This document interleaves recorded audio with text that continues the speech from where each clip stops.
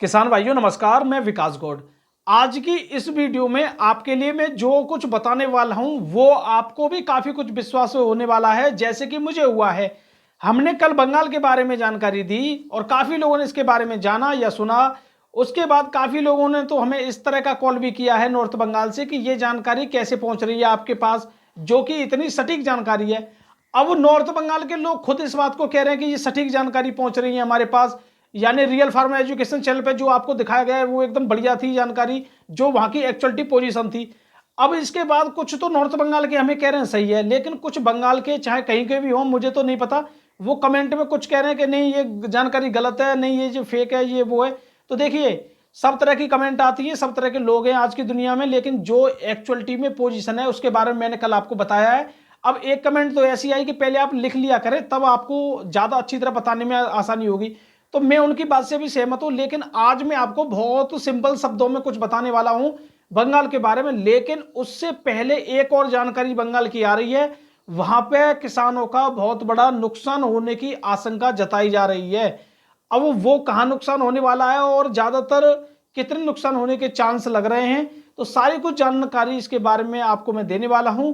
अब देखिए, नॉर्थ बंगाल हो या साउथ बंगाल हो या पूरा वेस्ट बंगाल हो, लेकिन हमारे उत्तर प्रदेश और बंगाल में दोनों में एक ही चीज है इस समय, मतलब बारिश हमारे यहाँ पे भी काफी अच्छी हुई है और वहां पे भी अच्छी हुई है।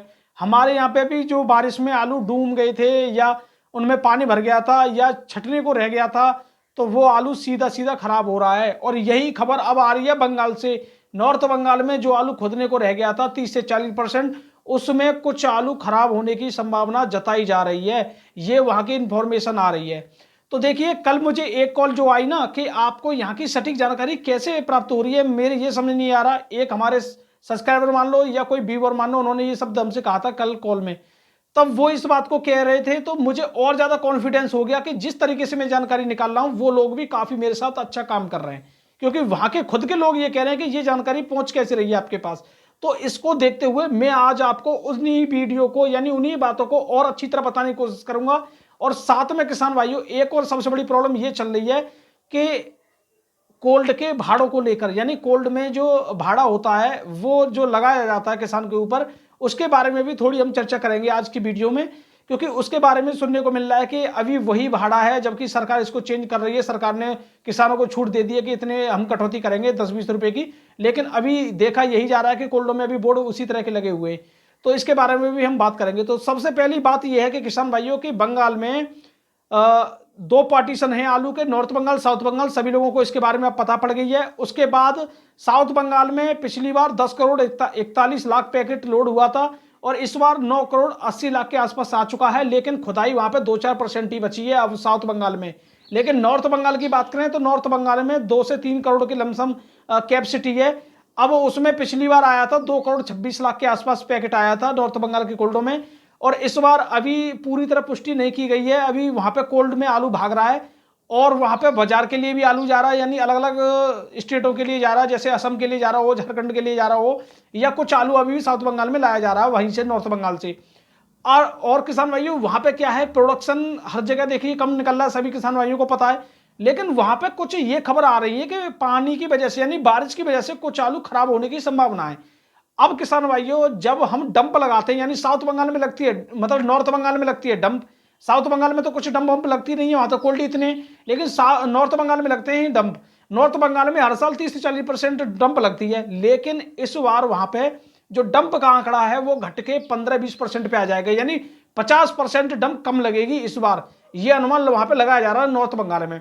अब उसका कारण ये है, और ज्यादा कारण उसका ये बन सकता है कि वहां पे आलू दागी होने की वजह से, आलू खराब होने की वजह से भी, यानी बारिश की वजह से जो खराब हुआ है। पहले आलू खराब हुआ था टेम्परेचर की वजह से, अब आलू खराब हो रहा है बारिश की वजह से, यानी बारिश पड़ेगी पके आलू पे, और काफी ज्यादा बारिश पड़ने की वजह से वहां पे आलू खराब होने की संभावना ज्यादा जताई जा रही है।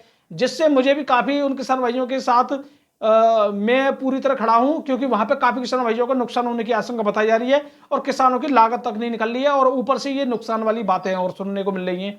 एक तरफ लोगों को इससे फायदा हो सकता है, लेकिन दूसरी तरफ हमारे किसान भाइयों का ही नुकसान हो रहा है। जैसे हमारे यूपी में भी हुआ है। यूपी में अभी जो खेतों में आलू पड़ा है वो पूरी तरह स्वच्छ आलू नहीं निकलेगा कहीं का भी सही, क्योंकि इतना पानी भर गया था कुछ जगह तो आलू के नालियों में कि एक तरह का आलू खराब होने की संभावना लग रही है उन आलूओं में। तो वो आलू सीधा बात है मंडी जाएगा। तो और मंडी में भी आप देख रही हो, मंडी में भी आलू की गिरावट क्यों हुई है? क्योंकि वहां पे आवक ज्यादा गई है। 150 गाड़ी पहुंची है आज तुम्हारे आदितपुर मंडी में। तो आलू सीधी बात है वहां तो 50-100 रुपए का गिरावट आएगी आएगी, सीधी बात है। क्योंकि जिसकी लिमिट है 100 गाड़ी की और पहुंच रही है वहां पे 150 गाड़ी या 125 गाड़ी, तो क्या होगा? यही होगा। तो किसान भाइयों, अब देखिए बंगाल के बारे में ये दोनों खबरें कि बंगाल में जो डंप लगती है वो आधी हो जाएगी, 50% डंप हो जाएगी, और उसमें भी दागी आलू होने की संभावना है। तो हो सकता है और भी कम हो जाए। तो इसकी वजह से वैसे भी वहां कोल्ड नहीं भरने वाले हैं। कोल्डों में खुद लोचा पड़ रहा है, कोल्ड वाले खुद भागे रहे हैं कि लो भैया बॉन्ड लो और जल्दी आ जाइए हमारे कोल्डों में। अब एक व्यक्ति कह रहे थे कि कुछ बॉन्ड यहाँ पे तो मिल ही नहीं रहा है। तो मैं बता दूं उनको, जलपाईगुड़ी में धूपगुड़ी के आसपास कई जगह हैं जहाँ पे बॉन्ड मिल रहे हैं, जाइए लीजिए, कोई भी दिक्कत नहीं है। इतना बॉन्ड किसान भाई के लिए खुद दे रहे हैं कोल्ड वाले, वहाँ पे आसानी से रखिए कोल्डों में, कोई भी दिक्कत वाली बात नहीं है। तो कहने का मतलब ये है कि वहाँ का आलू देखिए 3-4 जगह बट गया है अब नॉर्थ बंगाल का। पहला तुम्हारे साउथ के कोल्डों में जा रहा है, साउथ बंगाल के। दूसरा झारखंड उड़ीसा इधर तुम्हारे असम वगैरह जा रहा है। तीसरा वहाँ पर डंप का भी आलू लगाते हैं। और चौथा वहाँ कोल्ड में जाता ही जाता है। यानी 4 जगह आलू बट रहा है एक ही जगह। तो ये ही होना है किसान भाइयों। लेकिन सबसे बड़ी चिंता लोगों को ये बढ़ रही वहाँ पे बन रही है कि आलू अगर डंप कम लगता है नॉर्थ बंगाल में, लेकिन वहाँ पे 2.5 महीने बाद कोल्ड खुलेंगे, तो वो आलू 2.5 महीने क्या 1 महीने में खत्म हो जाएगा। तो 1.5 महीने का राशन कहाँ से आएगा? यानी 1.5 महीने का आलू कहाँ से आएगा? या तो कोल्ड जल्दी खोलिए या यूपी से आलू मंगाइए। जब यूपी से मंगाओगे तो सीधी बात है यूपी के कोल्ड जल्दी खुलेंगे। भाई यूपी से आप आलू मंगाओगे 1 महीने बाद तो यूपी के भी जल्दी खुलेंगे। अब यूपी के जल्दी खुलेंगे तो यूपी के किसानों को भी पैसा मिलेगा। सीधी सी बात है, डिमांड बढ़ने के पूरे पूरे आसार लग रहे हैं। लेकिन ये तो हो गई बंगाल की एक सादा सिंपल बात, जो कि सब किसान भाइयों बात करते हैं सीधे भाड़े के बारे में। जो कोल्ड में भाड़ा है ना वो बढ़ा हुआ है, और अभी भी बोर्ड लगे हुए हैं 300 रुपये कुंटल वाले बोर्ड लगे हुए हैं बहुत कोल्डों में। शुगर फ्री का भाड़ा 300 रुपये कुंटल और नॉर्मल भाड़ा 270 रुपये कुंटल, ये जो लिखा हुआ है। तो अब देखिए सरकार ने तुरंत इसमें एक्शन लिया है कि भाड़ा तुरंत कम करना चाहिए। तो सीधी बात है, हम तो इसके लिए काफ़ी अपील कर रहे हैं कि भाड़ा तुरंत कम करना चाहिए। हमारे किसान भाइयों को भी फायदा मिलना चाहिए जब सरकार तुरंत दिलवाने की कोशिश कर रही है। और कोल्ड वालों को देखिए इस बारे में खुद सोचना चाहिए। लेकिन मैं इसमें एक सबसे बड़ी चीज़ ये मानूंगा, जब भाड़ा बढ़ाने के लिए कोल्ड एसोसिएशन की मीटिंग हो जाती है तो भाड़ा घटाने के लिए भी तुरंत मीटिंग क्या, एक कॉल पे या एक फोन पे ही हर जगह कोल्डों में बोर्ड लग जाएंगे। इस बात की मैं गारंटी ले रहा हूँ। और हर डिस्ट्रिक्ट में डीएचओ होते हैं। अब आगरा के डीएचओ या फिरोजाबाद के जो डीएचओ उन्होंने तुरंत एक्शन लिया है, किसानों की मीटिंग भी की है और तुरंत वहां पे कुछ बंदोबस्त किया गया, भाड़े में कटौती की गई है। लेकिन अभी बहुत जगह तो ना डीएचओ कुछ बात कर रहे हैं इस बारे में, ना कुछ मतलब किसानों के लिए कोई जानकारी नहीं दी जा रही कि तुम्हारा भाड़ा कम हो जाएगा। अभी ऐसे ही चल रहा है कि कोई दिक्कत नहीं है, जो कुछ होगा सबके लिए करेंगे, जो आपके लिए होगा वो सबके लिए करेंगे, ये कह देते हैं। या ये कह देते हैं कि जो और कोल्ड वाले लेंगे वो हम लेंगे। भैया और कोल्ड वाले क्यों लेंगे? ये जो सरकार ने गाइडलाइन जारी की है कि किसानों को भाड़े में 10-20 रुपए की कटौती होनी चाहिए, ठीक है, तो वो तो हर किसी कोल्ड के लिए की गई है। वो ये थोड़ी है कि वो कोल्ड वाला करेगा तो हम कर देंगे, ये नहीं। ये तो तुरंत एक्शन लेना चाहिए इस पर। भाड़ा हर किसी कोल्डों में और हर किसी किसान के लिए कम करना चाहिए, सीधी बात ये है जो उसमें किया गया है।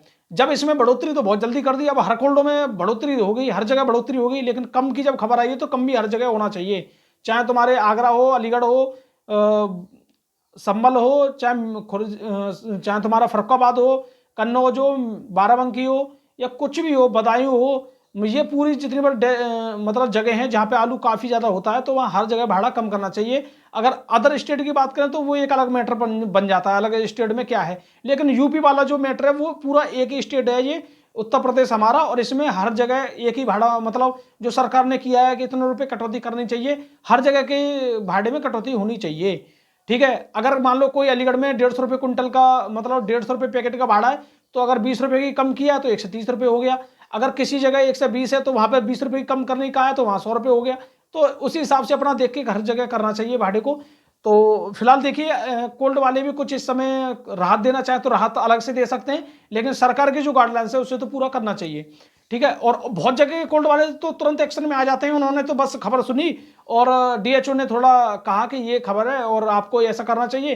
कुछ कोल्ड वाले तो तुरंत कर देते हैं, और कुछ कोल्ड वालों को जब तक, मतलब एक तरह का ये बोल देते हो ना कि जब तक कहा नहीं जाता है या किया नहीं जाता है या कुछ उनसे उनके कानों तक जब तक पहुंचाया नहीं जाता, जब तक कोई मानता नहीं है। सीधी बात तो ये है। तो किसान भाइयों को भी आने वाले टाइम में एकजुटता जुटानी चाहिए। आपके लिए सरकार भी तुरंत भाड़े कम कर रही है। और लेकिन मैं तो एक सबसे बड़ी बात ये मानूंगा कि किसान के कहने या और कहने से तो बहुत कुछ हो सकता है हालांकि, लेकिन भाई जब सरकार की बात ये लोग नहीं मान रहे हैं तो भाई मानेंगे किसकी? सरकार को तुरंत आदेश कोल्ड एसोसिएशन पे करना चाहिए। अब कोल्ड एसोसिएशन जब बढ़ा सकती है भाड़े को तो उसको तुरंत घटाना भी चाहिए, क्योंकि वहां पे मीटिंग में क्या हुआ? मीटिंग में यही तो हुआ कि हमें खर्चा नहीं निकल रहा, ये नहीं निकल रहा, भाड़ा बढ़ाओ, ये करो वो करो। ठीक है, अब उन्होंने तुरंत साइन कर दिए कि हाँ इनका नहीं निकल रहा है खर्चा। अब किसान के खर्चे की बात कौन करेगा? किसान खर्चा कहाँ से निकल रहा है? किसान का भाड़ा या किसान की जो लागत है वो इसका कोई वो है किसी के पास प्रूफ? किसी के पास नहीं है। अब बहुत लोग जो बिजनेसमैन होते हैं वो तो अपना दिखा देते हैं कि मुझे ये ऐसे घाटा हो गया, ऐसे घाटा हो गया। किसान कहाँ से दिखाएगा भैया? किसान का कोई मानना है? 100 रुपये पैकेट 50 रुपये पैकेट बेचा किसान ने, कोई मानना है कि घाटे में गया पूरी तरह? घर से भी और दे दिए।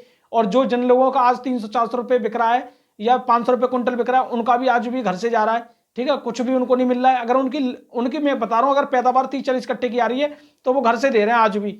वो बात अलग है, जिनकी पैदावार लगभग 70-80 कट्टे की आ रही है वो बात अलग है कि वो बराबर में छूट रहे हैं। कमा वो भी नहीं रहे, छूट वो भी बराबर में रहे। अब किसानों की तो मजबूरी है, ठीक है, लेकिन इनके पास भी मजबूरी हो जाती अगर थोड़े कोल्ड का ये मैटर पड़ जाता। अब किसानी ये भाई आलू तो देखिए, आलू के काफी लोग कह रहे हैं कि आलू ये हो गया वो हो गया। आलू कुछ नहीं हुआ, आलू की पैदावार कम है, ये हम बिल्कुल दावे के साथ कह सकते हैं। कोई हमसे इस बारे में बहस कर ले कि पैदावार ज्यादा है, पैदावार ज्यादा नहीं है, क्षेत्रफल ज्यादा हो सकता है या कुछ भी ज्यादा हो सकता है, लेकिन पैदावार आलू की खेत में कमाई थी। और सुनो, कौन हमसे बहस करेगा इस बारे में? कोई बहस नहीं करेगा। क्यों? क्योंकि कोल्ड वाले बहस कर लेंगे। कोल्ड वाले की भी पैदावार कम मैं दिखा दूं, बहुत वीडियो मुझ पे, कुछ वीडियो ऐसी है कोल्ड वालों की मैंने आज तक नहीं डाली है। ठीक है, तो इस बारे में कोई हमसे बहस कर ले। इस वजह से कोई भी कोल्ड वाले से लेकर कोई भी इस बारे में बहस क्यों नहीं कर रहे हैं? क्योंकि उनकी भी खुद कम निकली है भैया, वो बहस क्यों करेंगे? सीधी बात तो ये है। तो पैदावार तो कम थी, ऐसे कोई बात नहीं, क्षेत्रफल का ऊपर नीचे हो सकता है। और मैंने पहले भी कहा था कि क्षेत्रफल देखना है तो किसी भी चीज का क्षेत्रफल मत देखिए, केवल और केवल हाईब्रिड का क्षेत्रफल देखिए। हाईब्रिड के क्षेत्रफल ने सारी कुछ ये प्रॉब्लम क्रिएट की है। और आने वाले टाइम में किसान जागरूक होने वाले हैं।